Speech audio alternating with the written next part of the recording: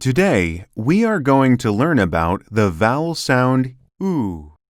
The oo, like in the word who, is produced by positioning the tongue back and high in the mouth. The jaw is in an almost closed position with the lips tightly rounded, making the corners of the mouth push together. The oo is tense, so it is long in duration. Tension should be felt in the jaw, lips, and tongue. Just like this. Ooh.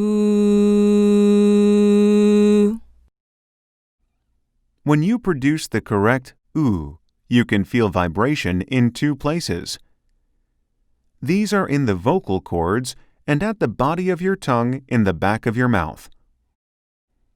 Now, let's talk about how the oo sound is written in English. O, zoo, moon. U, future, flu. U something E, June, rule.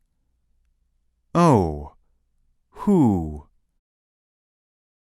OE, shoe, canoe. EW, new. OU, soup. UE, true.